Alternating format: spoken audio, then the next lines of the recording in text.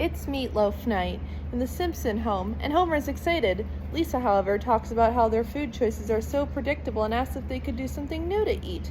They decide on Friday night that they'll go out and eat, though Homer points out that's pork chop night. They ask Lisa where they could eat and responds by saying anywhere that doesn't have burgers, pizza, or fried chicken, which Homer says they can go to Mars. Marge says the family could go to the new sushi bar, the Happy Sumu.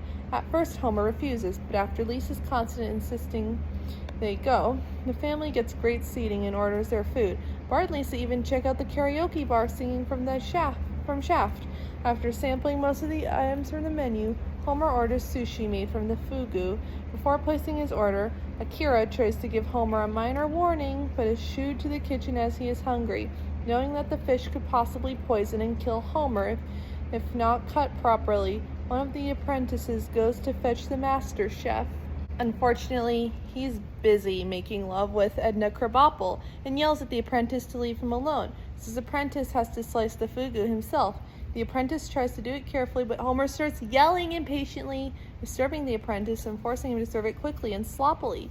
Homer considers it a treat, but the master chef soon returns and finds the fish has not been prepared correctly and tells Homer that he may have been poisoned. Homer and Marge go to the hospital. After being filled in about this situation, Dr. Hibbert informs Homer that given the story Marge and the chefs had told him, it was very likely that he accidentally consumed the poison of the blowfish, and if so, he has 24 hours left to live. At night, with a crying Marge by his side, Homer plans not to tell his kids about the bad news and makes a list of all the activities he wants to do before he passes on.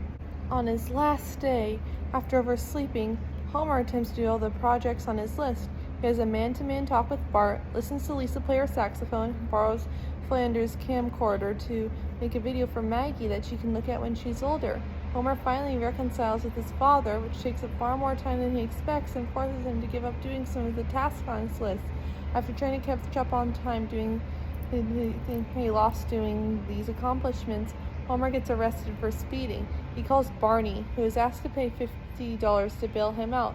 Leaving jail and with not much time left, he tells off Mr. Burns and he has one last drink at Moe's Tavern with his friends, causing him to miss dinner with his waiting family.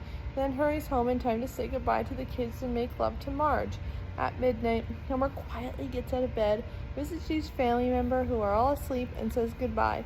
Feeling glum, he goes to the living room and listens to Larry King read the Bible on tape. The tape plays out, to which suddenly his head drops and it appears as he has succumbed to the poison. Marge awakens the next morning and panics.